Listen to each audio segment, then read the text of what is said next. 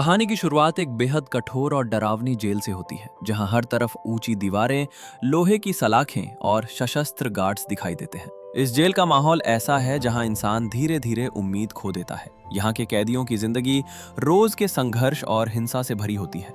इसी जेल में एक आदमी रहता है जिसका नाम फ्रैंक पेरी है। फ्रैंक कई सालों से इस जेल में बंद है और बाकी कैदियों से बिल्कुल अलग दिखाई देता है। वो शांत स्वभाव का आदमी है, ज्यादा बोलता नहीं है और किसी भी तरह की मुसीबत से दूर रहने की कोशिश करता है। जेल में उसकी पहचान एक ऐसे कैदी की है जो किसी झगड़े में नहीं पड़ता और अपना समय चुपचाप बिताता है। फ्रैंक की जिंदगी बहुत साधारण तरीके से चल रही होती है। वो जेल के नियमों के अनुसार काम करता है, खाना खाता है और अपने सेल में वापस आ जाता है। बाहर की दुनिया से उसका लगभग कोई संपर्क नहीं होता, लेकिन उसके दिल के अंदर एक गहरी खाली जगह होती है, क्योंकि उसने कई सालों से अपनी बेटी को नहीं देखा होता। उसके लिए सबसे बड़ी पीड़ा यही होती है कि वो अपने परिवार से दूर है और शायद उसकी बेटी उससे नफरत भी करती हो। एक दिन जेल में फ्रैंक को एक चिट्ठी मिलती है और यही चिट्ठी उसकी जिंदगी का सबसे बड़ा मोड़ बन जाती है। ये चिट्ठी उसकी बेटी की होती है। जब वो चिट्ठी पढ़ता है तो उसे पता चलता है कि उसकी बेटी गंभीर रूप से बीमार है और अस्पताल में भर्ती है। ये खबर सुनते ही फ्रैंक के अंदर जैसे तूफान आ जाता है। कई सालों से दबा हुआ उसका प्यार और पछतावा अचानक जाग उठता है। उसे एहसास होता है कि अगर वो इसी तरह जेल में बैठा रहा तो शायद वो अपनी बेटी को आखिरी बार भी नहीं देख पाएगा। यही वो पल होता है जब फ्रैंक के दिमाग में एक खतरनाक लेकिन मजबूत विचार जन्म लेता है। वो तय करता है कि उसे इस जेल से भागना होगा। ये फैसला आसान नहीं होता, क्योंकि वो जानता है कि ये जेल बेहद सुरक्षित है और यहाँ से भागना लगभग नामुमकिन है। लेकिन अपने बच्चे के लिए इंसान क्या नहीं कर सकता। फ्रैंक अब हर हाल में जेल से निकलने का रास्ता ढूंढने का फैसला करता है। जेल से भागना अकेले संभव नहीं होता, इसलिए उसे ऐसे लोगों की जरूरत होती है जो उसकी मदद कर सके। लेकिन जेल के अंदर किसी पर भरोसा करना बहुत मुश्किल होता है, क्योंकि यहाँ हर आदमी अपनी जान बचाने के लिए किसी को भी धोखा दे सकता है।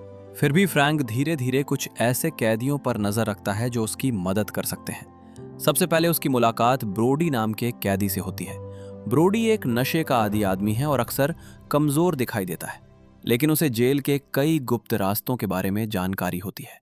फिर फ्रैंक की मुलाकात विव से होती है, जो थोड़ा समझदार और शांत स्वभाव का आदमी है। विव चीजों को ध्यान से समझता है और बिना सोचे समझे कोई कदम नहीं उठाता। इसके बाद लेसी नाम का एक ताकतवर कैदी भी उनके साथ जुड़ जाता है, जो शारीरिक रूप से मजबूत है और मुश्किल काम कर सकता है। टीम का आखिरी सदस्य टोनी होता है, जिसे जेल के सिस्टम और गार्ड्स की आदतों के बारे में काफी जानकारी होती है। धीरे धीरे फ्रैंक इन सब को अपने प्लान के बारे में बताता है। शुरुआत में किसी को विश्वास नहीं होता कि ये योजना सफल हो सकती है, क्योंकि ये जेल बहुत सुरक्षित है। लेकिन जब फ्रैंक उन्हें अपनी बेटी की बीमारी के बारे में बताता है तो कुछ लोग उसके लिए सहानुभूति महसूस करने लगते हैं। आखिरकार वे उसकी मदद करने के लिए तैयार हो जाते हैं।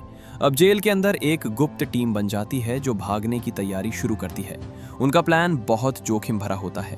वे जेल की ऊंची दीवारों से भागने की कोशिश नहीं करेंगे, क्योंकि वहां गार्ड्स की कड़ी निगरानी होती है। इसके बजाय वे जमीन के नीचे जाने का फैसला करते हैं। उन्हें पता चलता है कि जेल के नीचे पुराने सीवर और सुरंगें हैं जो शायद बाहर तक जाती हों। टीम धीरे धीरे जेल के अंदर अलग अलग जगहों का निरीक्षण करना शुरू करती है। वे ये देखने की कोशिश करते हैं कि कौन सा रास्ता सुरक्षित है और कहां से सुरंगों तक पहुंचा जा सकता है। कई बार उन्हें गार्ड से बचना पड़ता है और कई बार दूसरे कैदियों से भी छिपना पड़ता है, ताकि किसी को उनके प्लान का पता ना चले। लेकिन जेल के अंदर एक और समस्या होती है। वहाँ एक खतरनाक कैदी होता है जिसका नाम रिजा है। रिजा बेहद हिंसक और ताकतवर आदमी होता है और ज्यादातर कैदी उससे डरते हैं। अगर उसे फ्रैंक की योजना के बारे में पता चल गया तो वो उन्हें ब्लैकमेल कर सकता है या गार्ड्स को बता सकता है। इसलिए फ्रैंक और उसकी टीम बहुत सावधानी से काम करते हैं। जैसे जैसे दिन गुजरते हैं, टीम अपने मिशन की तैयारी करती रहती है। वे जेल के नक्शे को समझते हैं, गार्ड्स की दिनचर्या पर नजर रखते हैं और सही समय का इंतजार करते हैं। कई बार ऐसा लगता है कि उनका प्लान असफल हो जाएगा, लेकिन फ्रैंक हार नहीं मानता। फिल्म की खास बात यह होती है कि कहानी सीधी तरह से नहीं चलती। कई बार दर्शकों को ऐसा लगता है कि वे पहले ही जेल से भाग चुके हैं और अब सुरंगों में भाग रहे हैं। फिर अचानक कहानी वापस जेल के अंदर चली जाती है, जहां वे अभी भी योजना बना रहे होते हैं। ये तरीका दर्शकों को लगातार उलझन में रखता है और धीरे धीरे सच्चाई सामने लाता है। आखिरकार वो रात आती है जब फ्रैंक और उसकी टीम अपने प्लान को अमल में लाने का फैसला करते हैं।